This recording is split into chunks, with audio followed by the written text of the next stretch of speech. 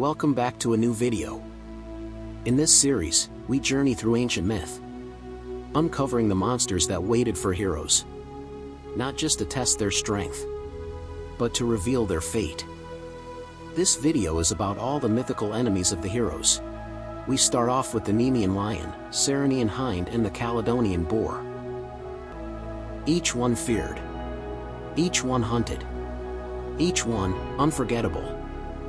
The Nemean lion, the beast with an unbreakable hide, symbolizes brute force and impossibility, courage in the face of the unwinnable, what must be overcome, not outrun. In the rocky hills of Nemea, a lion roamed, huge, wild, and monstrous. Its fur could not be pierced.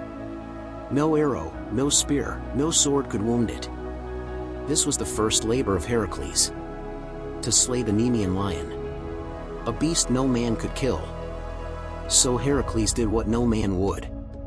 He set aside his weapons, trapped the lion in its cave, and wrestled it, bare hands against claw and fang, until finally, he crushed it.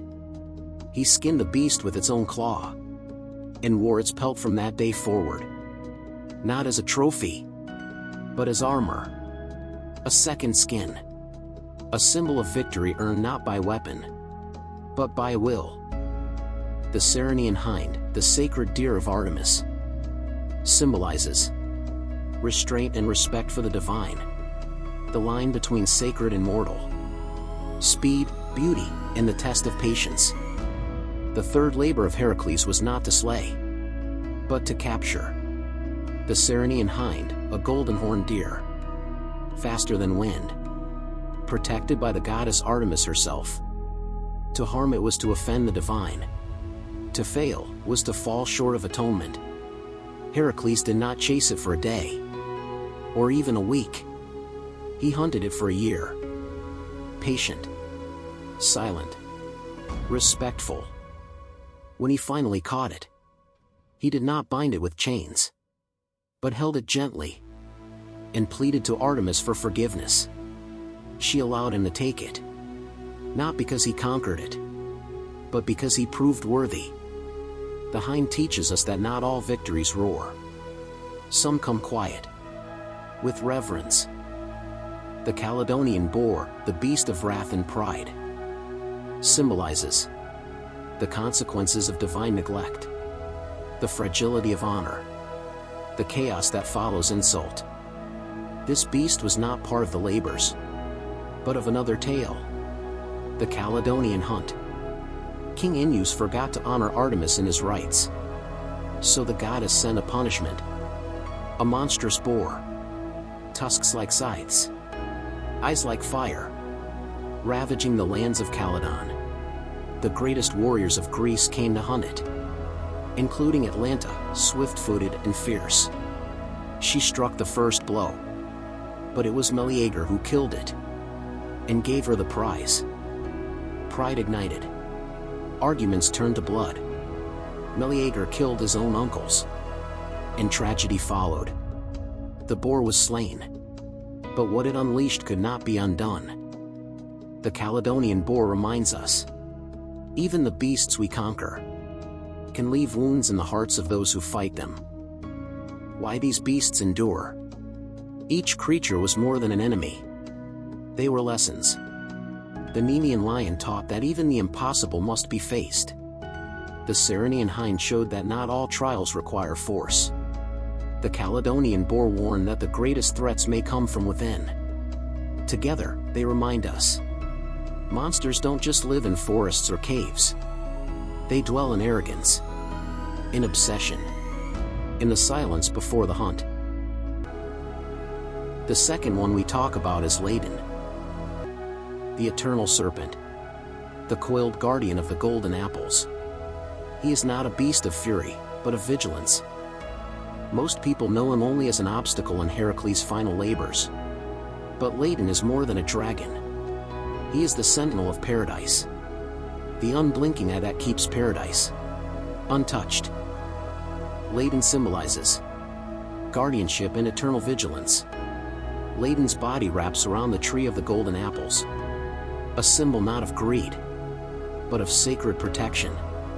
He was placed there by the gods, not to hoard treasure, but to preserve the balance. He reminds us, some gifts are not meant for mortals, and some doors must remain closed. He also symbolizes temptation and the price of desire. The golden apples of the Hesperides granted immortality. But like all great gifts, they came with a guardian. Ladin is not just a beast. He is the test, the warning, the whisper. Do you know what you're asking for? The last thing he symbolizes is the serpent as cosmic symbol. Like many serpents in myth, Ladin circles, protects, constricts. He is a force of nature, of time, even, wrapped in endless loops, watching, never resting. Origins and family. Ladin was no ordinary serpent. He was a dragon. And like most ancient monsters, he had gods for parents. He was born of Phorcys and Ceto, primordial sea deities who birthed many horrors. Or in other tales, he was the child of Typhon and Echidna, the chaos storm and the mother of monsters. Either way, his siblings were no less terrible. The Hydra, Cerberus, the Chimera. But while others roamed and ravaged, Ladin stayed still. His charge: to guard the tree of Hera, the queen of the gods, deep in the far western garden of the Hesperides. There, in the twilight beyond mortal lands, the golden apples grew, and Ladin circled the tree, endlessly. Myths and stories involving Ladin. The 11th labor of Heracles. When Heracles was sent to retrieve the golden apples, he did not find just a tree. He found a guardian. Some say he fought Ladin directly, slaying the dragon with his bow, shooting from a distance, knowing to strike from afar what could not be approached. But other stories tell a subtler tale, that Heracles did not kill Ladin, but instead convinced Atlas, the titan who held up the sky, to fetch the apples for him, while Heracles held the heavens. In this version, Ladin remains undefeated, still watching, still waiting. Hera and the stars. After Ladin was slain, or perhaps honored, Hera placed him among the stars. He became the constellation Draco, coiled around the northern sky. Even in death, he guards. Even in the heavens, he circles the golden tree. Worship and depiction. Ladin was not worshipped, but remembered. In vase art and mosaics, he is shown as a massive, coiling serpent, often with multiple heads, sometimes 100. Other times, a single gaze, terrible in its stillness. He is not shown striking, but watching, because that was his power. He never blinked. He never faltered. He never let the tree go unguarded. The last one we talk about is the Laestrygonians, the man-eating giants of Homer's Odyssey. They did not roar. They did not speak in riddles. They destroyed. More than a monster, they were a massacre. Laestrygonians symbolize Xenia betrayed, the violation of hospitality. In Greek culture, Xenia, the sacred bond between guest and host, was a divine law. The Laestrygonians shattered it. Odysseus arrived in their land seeking food, water, peace. Instead, he found cannibals, monsters who welcomed strangers, only to devour them. They are a symbol of trust turned to terror, the mask of civilization ripped away. Fear of the unknown, the hidden threat in foreign lands. The Laestrygonians lived in a city that seemed calm. Fields were tended. Smoke rose from chimneys. But beneath the surface was hunger, cruelty, a trap. They are the nightmare of the explorer, the hidden predator. A reminder that not all danger comes with warning. Overwhelming force when heroism fails. Unlike many monsters in myth, the Laestrygonians do not duel. They don't taunt. They don't wait. They attack. All at once. Without honor. Without hesitation. They are not a trial. They are a massacre. Origins in nature. The Laestrygonians are not just giants. They are civilized monsters. Homer describes them as living in Telepylos, a city with massive gates and steep cliffs. They appear human, but grow as tall as towers. They are sometimes said to be the descendants of Poseidon, like the Cyclopes. But while the Cyclops Polyphemus had his cave, these giants had a nation. They are a society of cannibal kings, ruled by King Antiphates, who greets strangers not with words, but with blood. The encounter with Odysseus. When Odysseus arrived, he sent scouts into the city. One reached the palace, only to witness the queen, giant and terrible. Then came the king. Antiphates seized one of Odysseus' men and ate him alive. From that moment, the sky darkened with spears.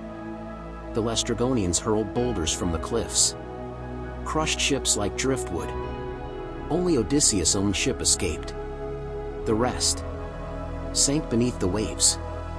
11 ships lost. Hundreds dead. No glory. No victory. Only survival. It was the most devastating loss of his journey. Depictions and legacy. The Laestrygonians were not worshipped. They were feared. In ancient art, they appear as massive humanoids, often throwing rocks, or looming over tiny Greek ships. In modern retellings, they echo through stories of monstrous civilizations, from Tolkien's trolls to giants in fairy tales. But the Laestrygonians were not bumbling brutes. They were organized, strategic, deadly, and they remind us that the greatest monsters sometimes look just like us, until they strike. Thank you so much for watching. I hope you enjoyed it. If there's another creature, god, or myth you'd like to see next, drop it in the comments. See you next time.